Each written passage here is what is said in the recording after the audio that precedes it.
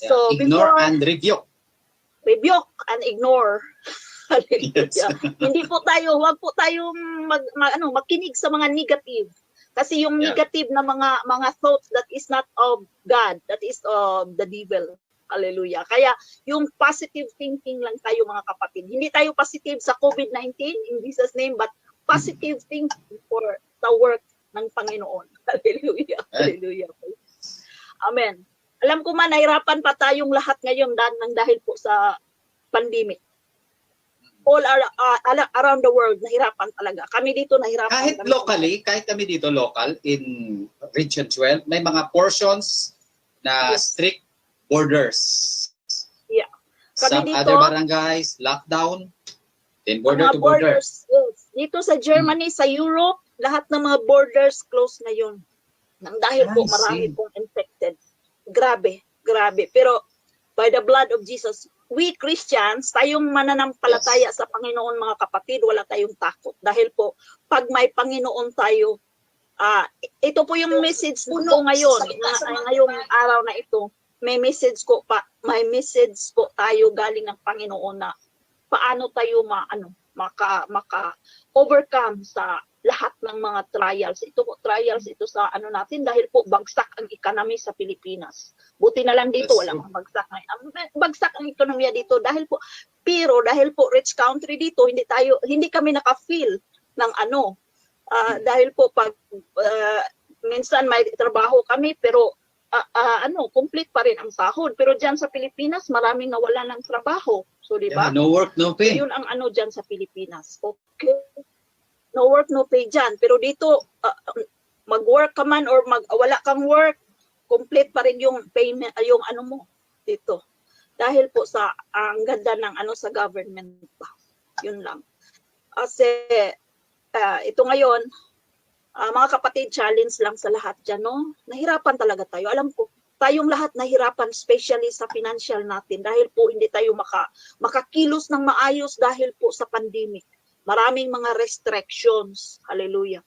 Kaya maraming protocols. Dito, dito, meron din. Pero hindi lang kami nahirapan dahil hindi namin ma-feel yung yung parang yung sa financial, hindi namin ma-feel. Dahil po ang government inaalaga ang lahat ng tao dito. Full Kaya, support sila, no? Full support sa government. Kaya yun lang ang Kasi rich country sila eh. Kaya, sana all Philippines like that, ha?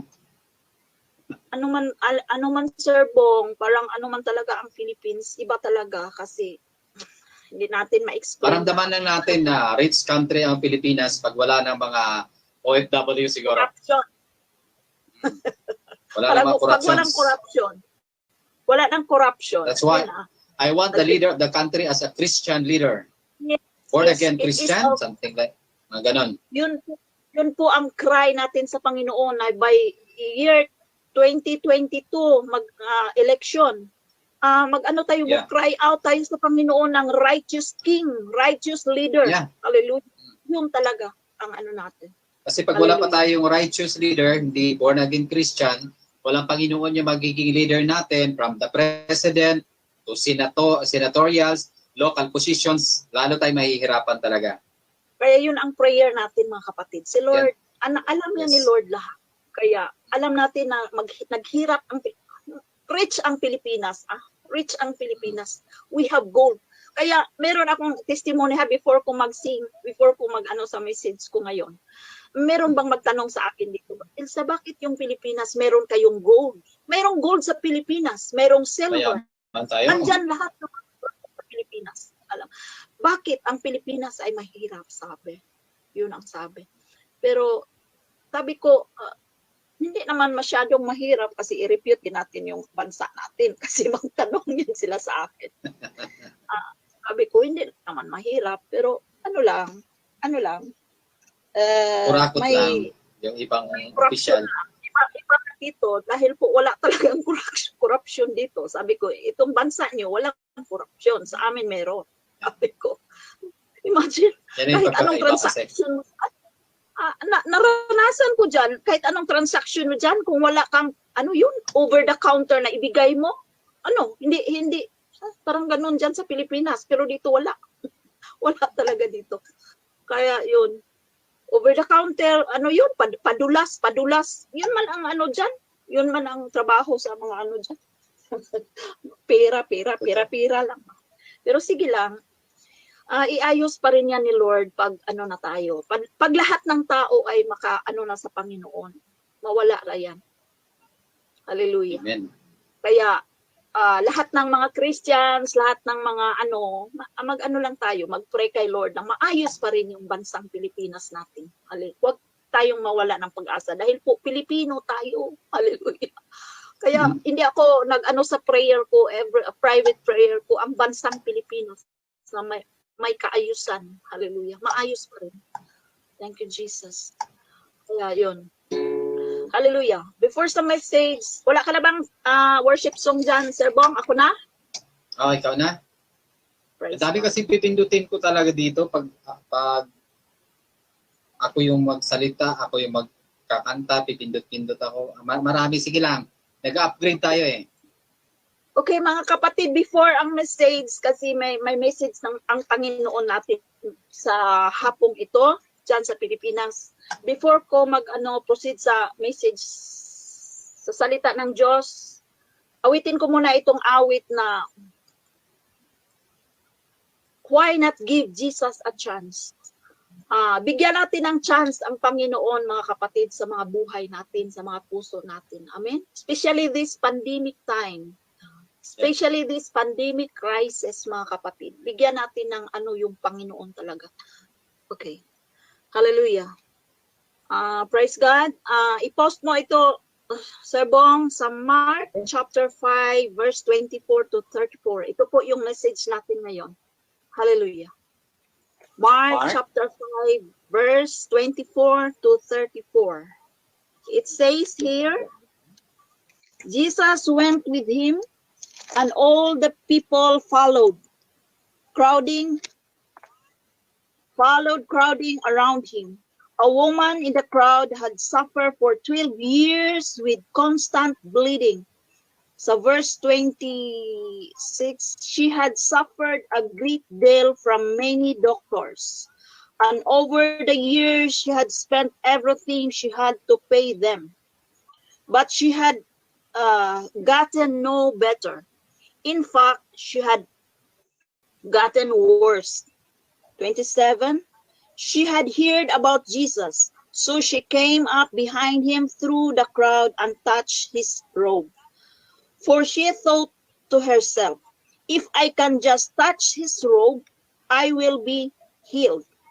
Immediately the bleeding stopped, and she could feel in her body that she had been healed of her terrible condition. Jesus realized at once that healing power had gone out from him. So he turned around in the crowd and asked, "Who touched my robe?" His disciples said to him, "Look at this crowd pressing around you. How can you ask, 'Who touched me?'" But he kept on looking around to see who had done it. Then the frightened woman, trembling at the realization of what had happened to her, came and fell to her knees in front of him and told him that what she had done. And he said to her, "Daughter, your faith has made you well. Go in peace. Your suffering is over." Amen. Hallelujah. Salamat Panginoon sa iyong salita. Thank you, Lord, for your word right now in the name of Jesus. Let it be the anointing of your Holy Spirit, of your word, Father. Lord God, sa lahat ng nakinig ngayon, Panginoon, i-bless mo sila, Panginoon, whatever, sa anong kalagayan sila ngayon, Panginoon. Ito po yung message mo ngayon, Panginoon, sa bawat isa sa amin, sa lahat ng mga viewers, sa lahat ng mga listeners, Panginoon. Ito po yung message mo ngayon na i-touch ang every heart sa mga taong ito na nakinig ngayon.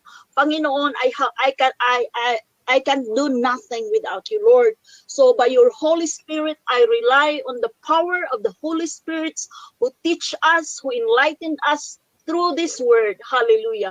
Thank you, Jesus, for the anointing of your word. Thank you, Jesus, ang salita mo, Panginoon, ay powerful. Hallelujah. I know that your word is powerful, Panginoon. Salamat, Panginoon, sa lahat ng nakinig ngayon. Salamat, Panginoon, sa lahat ng mga listeners. I-bless mo sila, Panginoon, habang nakinig sila ngayon, Lord.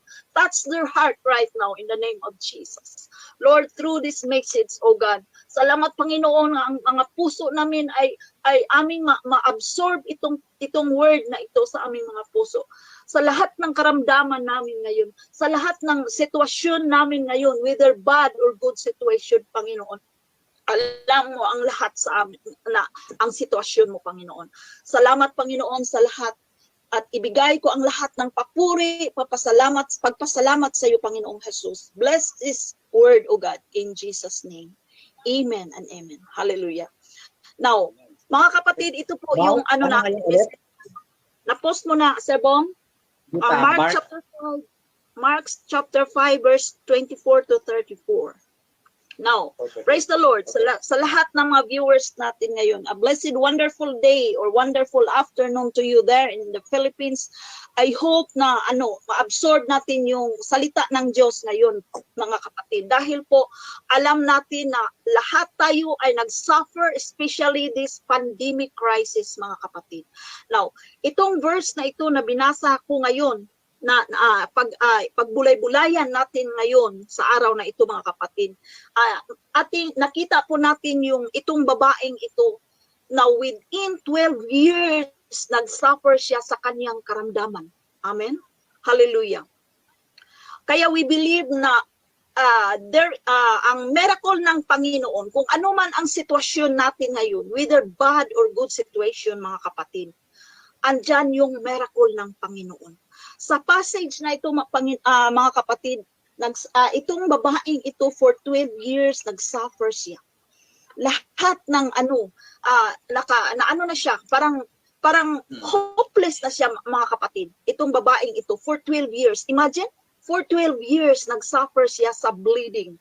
Now, ang lang niya, ang desire lang sa babaeng ito, mga kapatid, is kung matouch lang niya ang robe ni Jesus Christ, magaling siya. Yun ang niya, yung faith niya, faith ng babaeng ito. Dito sa sa verse 24, sa verse 25, she had suffered a great constant bleeding. She had suffered a great deal from many doctors. Marami ng mga doctors na pinuntahan niya, mga quack doctors na pinuntahan niya. Kasi tayo ba, pag may sakit tayo, di ba? Kahit saan na lang tayo magpunta, kahit pa mawala yung mga kayamanan natin, ibinta yung mga property natin, sa natin na parang magaling lang tayo sa mga karamdaman natin, parang gumaling lang tayo. Pero kahit nawala ng mga ari-arian niya, naubos na lahat yung mga ari-arian niya, mga kapatid, wala pa rin kagalingan.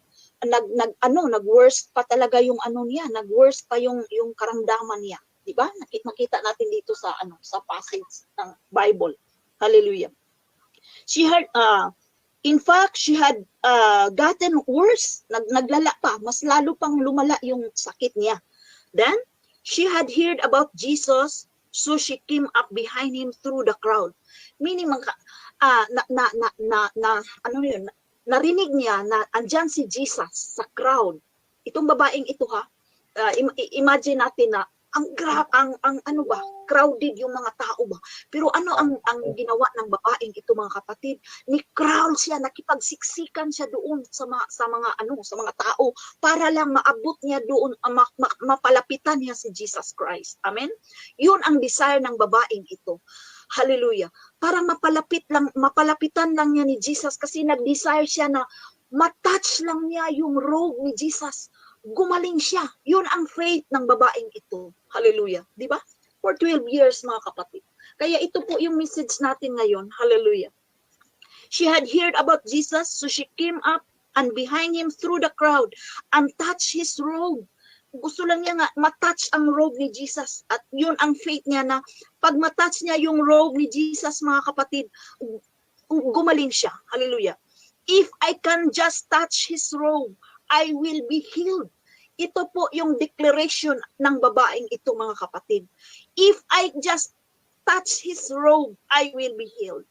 Immediately, the bleeding stopped, and she could feel her body that she had been healed for her terrible condition. See, mga kapatid, nang dahil po sa ano niya, sa faith niya ba, yung faith ng babaeng ito,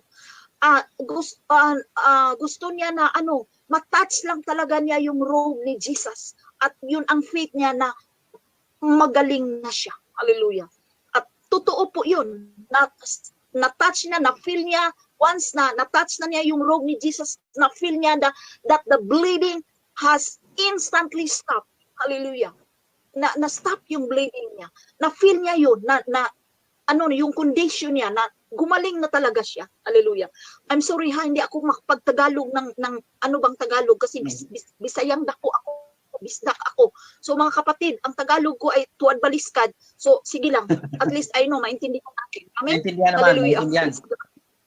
Yes. Para lang, beneficial sa lahat ba na magtagalog ako kasi pag magbisaya ako, yung mga Tagalog din natin ng mga kapatid na mga viewers, hindi makaintindi at gusto kong maintindihan sa lahat itong mensahe na ito.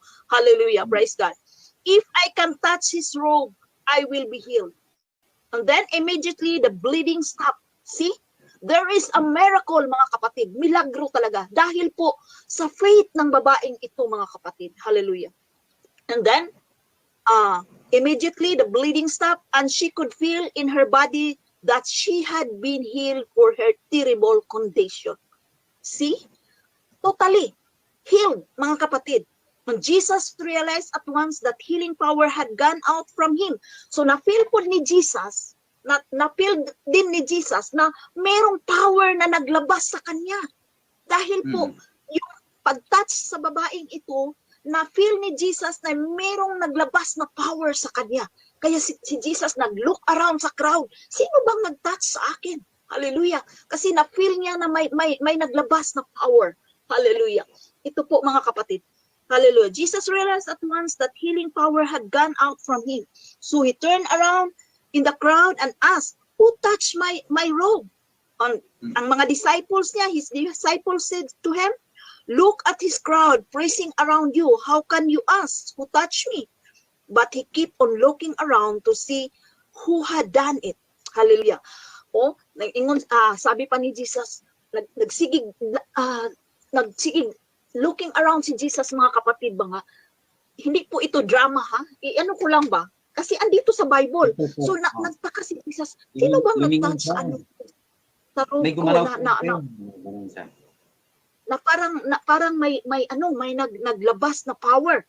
Ang mga disciples din sabi, bakit ka magtanong? Kasi maraming tao, nagsiksikan yung mga tao. And what happened to the woman, mga kapatid? Natakot siya. Kasi sabi niya, natakot siya dahil po si Jesus ay mayroong lumabas na power. Hallelujah.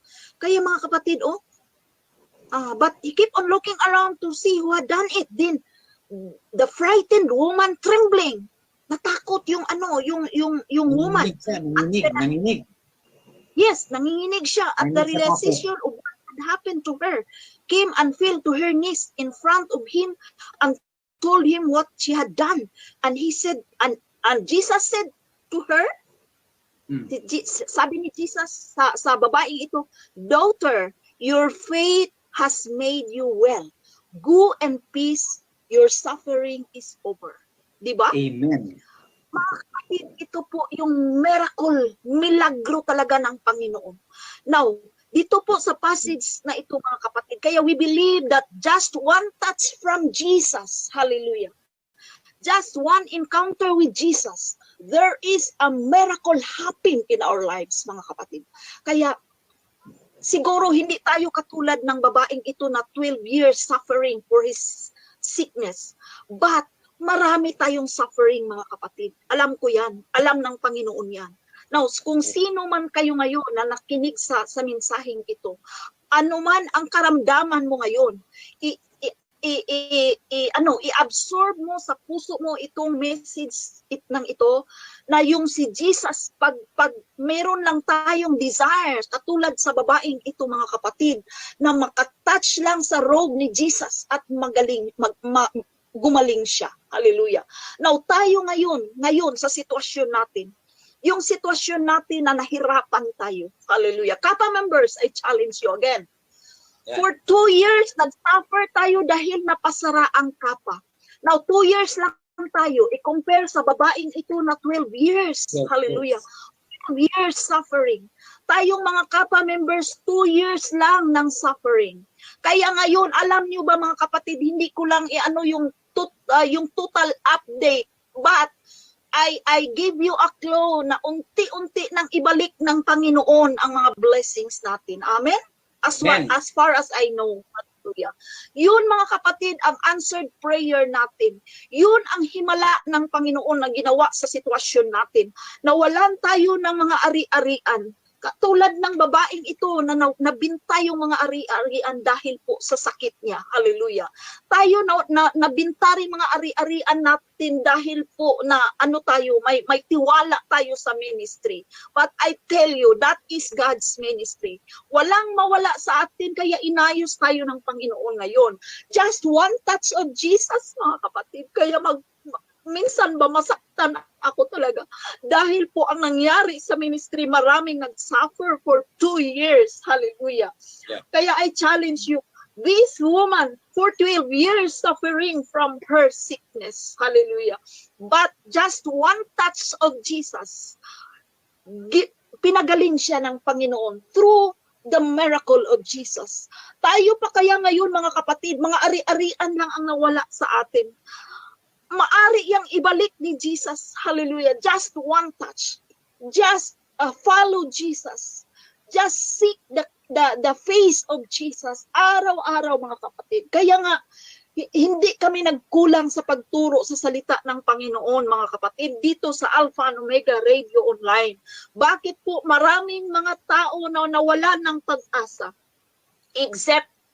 Except lang sa mga kapa members na may tiwala pa rin, katulad ng babaeng ito. Hallelujah. Tayong nagtiwala pa rin sa ministry sa kapa hanggang ngayon. Katulad tayo sa babaeng ito na hindi nawala ng pag-asa. Just one touch of Jesus. Hallelujah. I challenge you.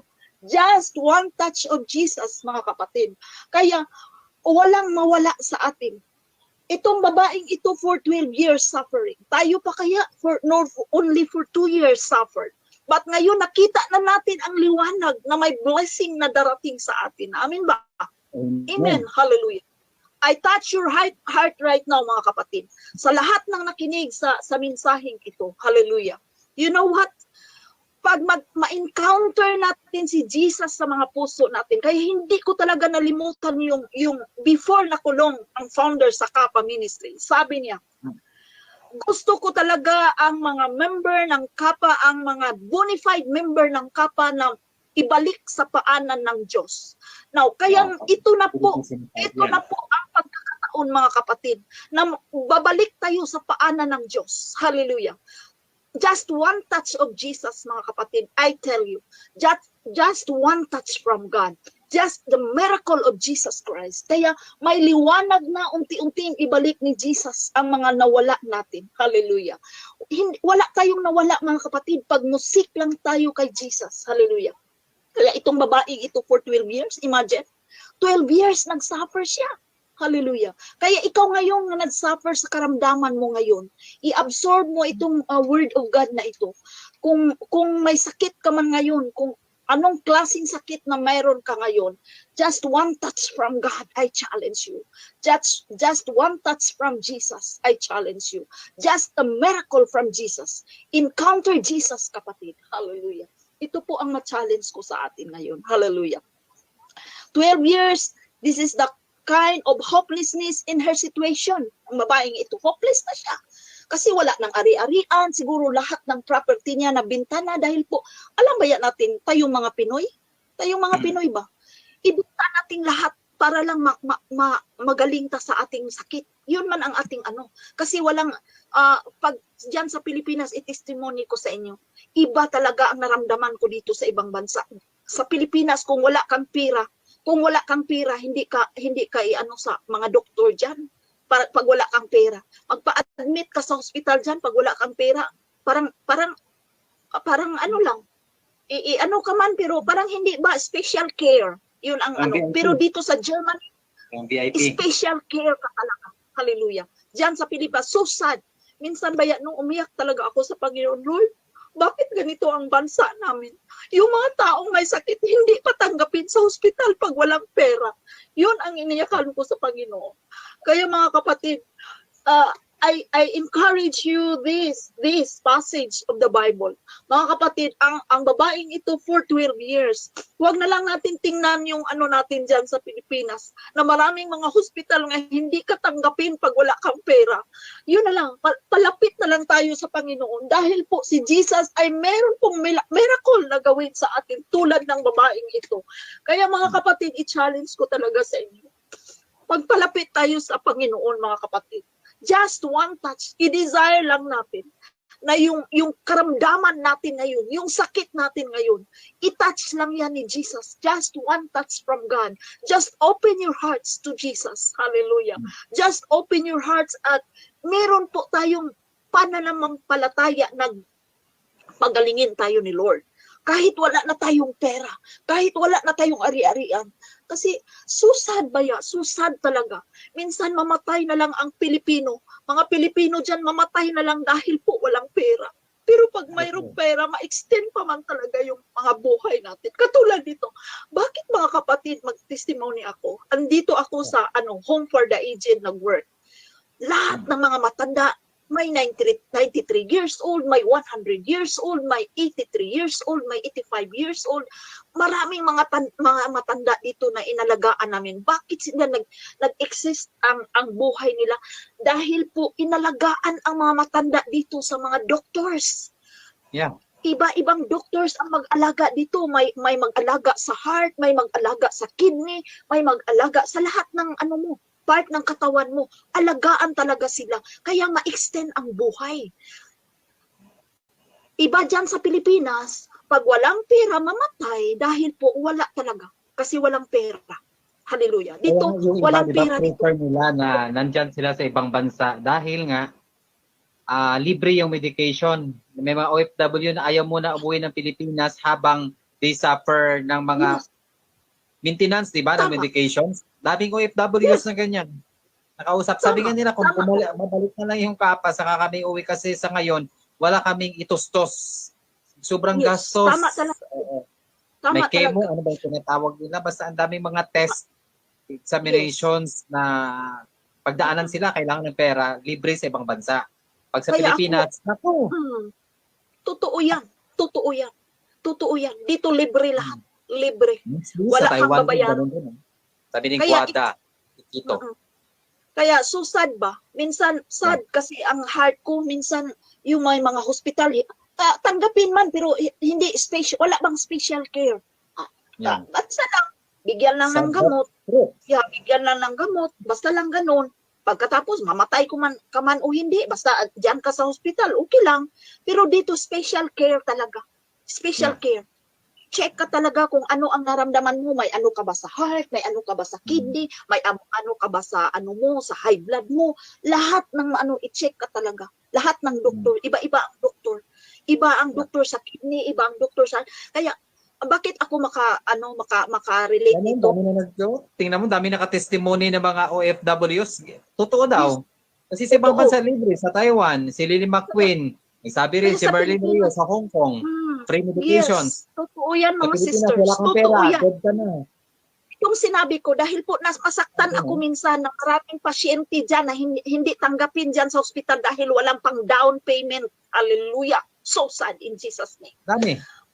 Yun. Kaya naisip ko ba, noong andyan pa yung kapa, bahalag anong ikasabi niyo sa akin, yung mga against sa kapa, ano ko sa inyo, yung andyan pa ang kapa, maraming mga natulungan na may mga sakit, yun, kasi mahirap ang Pilipinas, hallelujah, yun ang ko. Kasi ang Pilipinas, pag walang pera, mamatay ang tao dyan. Kaya, yun ang ano ko sa Panginoon ba. Kaya mga kapatid, hayaan nyo lang.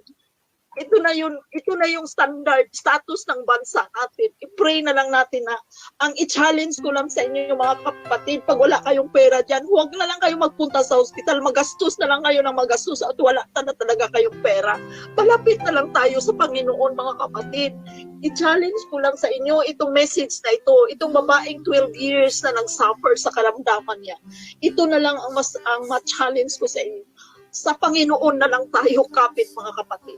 Kung makita natin na wala na tayong especially ngayong pandemic, maraming magsakit diyan. Hallelujah. At marami pang hindi COVID, hindi coronavirus ang sakit, i-charge na coronavirus dahil po malaking budget ang coronavirus diyan sa Pilipinas. So i-charge na lang sa COVID. Oh my God. That's reality. It happens. I rebuke it. Dami na nag-testimony niyan ng mga LGUs. Yes, totoo yan. I-charge sa COVID. Pero dito, pag infected ka talaga sa virus, totoo yan, infected ka. Pero hindi ka infected. Hindi talaga ka infected. Pero dyan sa Pilipinas, i-charge na lang kahit iubo ka lang o na-COVID ka. O, kahit ano ka lang o na-COVID ka. Dahil po, malaki ang budget sa COVID-19 dyan sa Pilipinas. Yun. O sige, sino ba ang government magalit sa akin? Totoo po yun. Hallelujah. Kaya, mga kapatid na may karamdaman ngayon, i-challenge ko kayo. Itong babaeng ito, 12 years suffering. Hallelujah. Kaya, pag nahirapan tayo dyan ngayon, kapit tayo sa Panginoon, mga kapatid. Dito po kayo sa Alpha and Omega Radio Online. Tuturuan kayo sa salita ng Diyos araw-araw. Dito kayo kumuha ng lakas dito sa salita ng Diyos araw-araw kay Sir Bong Kagape. Hallelujah. Dito maraming mga pastors na magturo sa salita ng Diyos.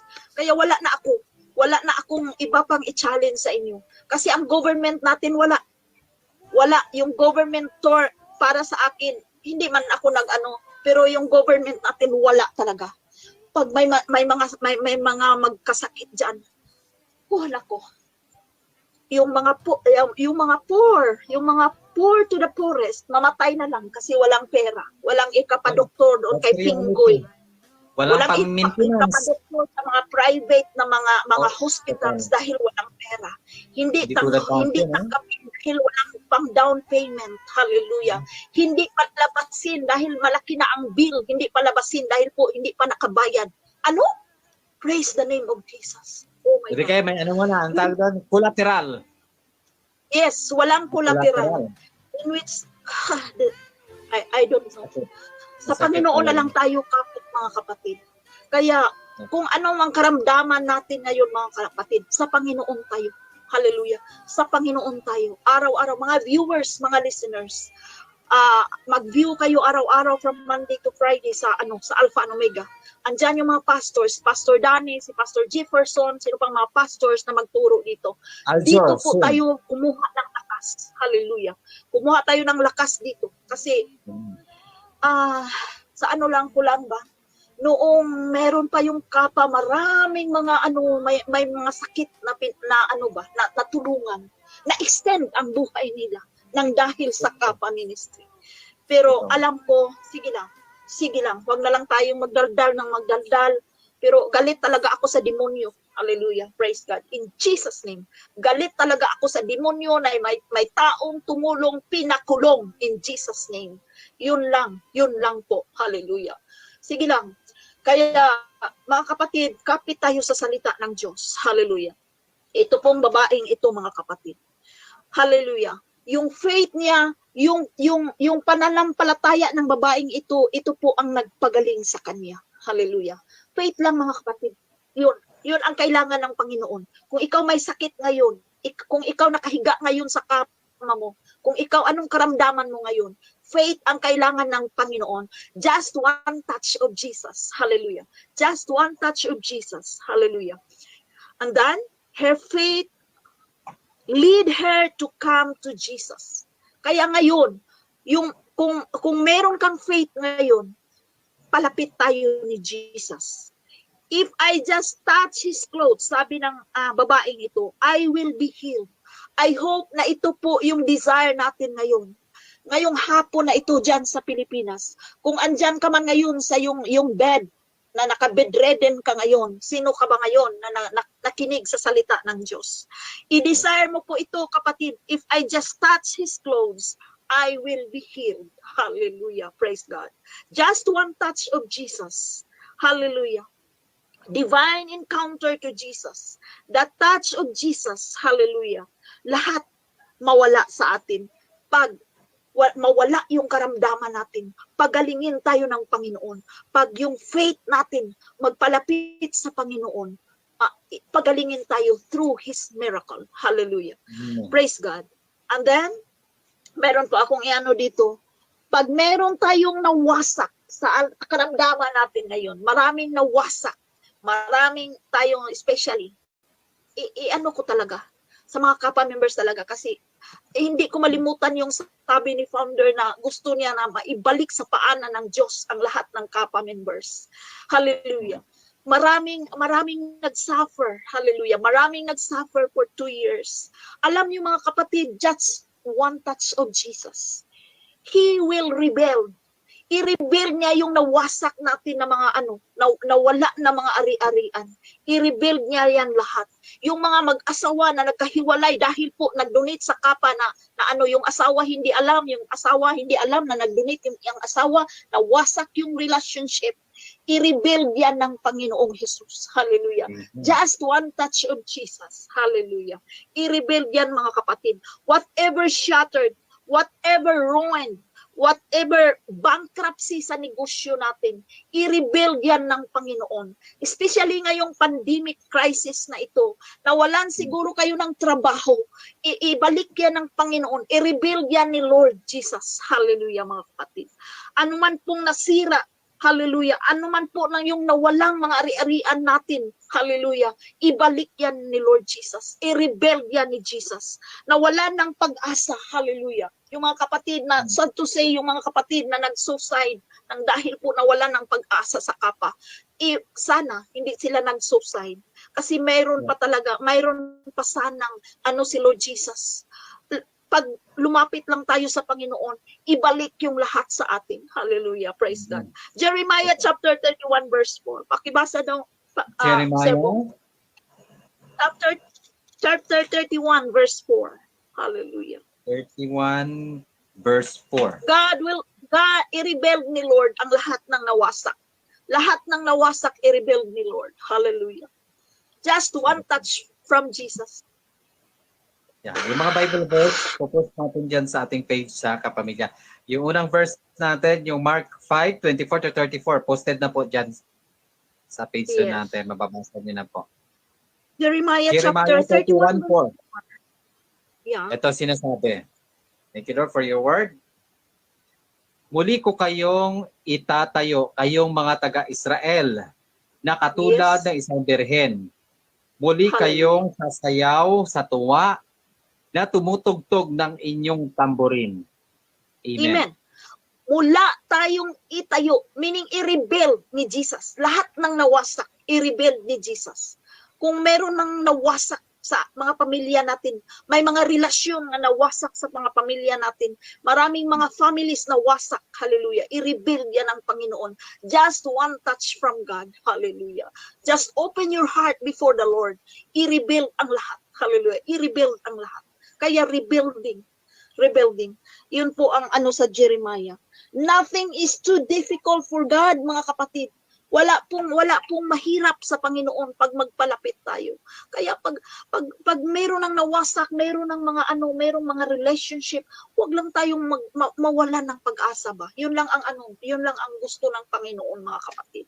Huwag tayong mawalan ng pag-asa. Huwag magdesisyon sa life mo na mag-suicide. Hallelujah. It is not the will of God, mga kapatid. Hindi po yan kalooban ng Panginoon. I-rebuild ang lahat. Ang lahat ng mawala, i-rebuild yan ni Lord pag magpalapit tayo dahil may miracle si Lord. Hallelujah.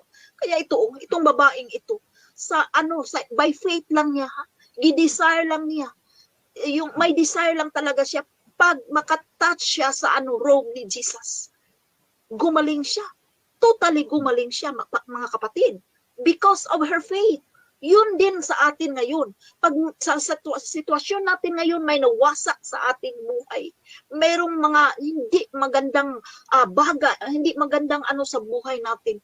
Just one touch of God, mga kapatid, magpalapit lang tayo tulad ng babaeng ito na nag-desire siya na matouch lang niya yung robe ni Jesus. Gumaling siya. Hallelujah. Yun, i-rebuild ni Jesus ang lahat. Huwag tayong magsisi. Ito, kami, nahirapan na kami, lalo na kami naghirap, especially sa mga members ng Kapa na hindi nakaintindi. Hindi nga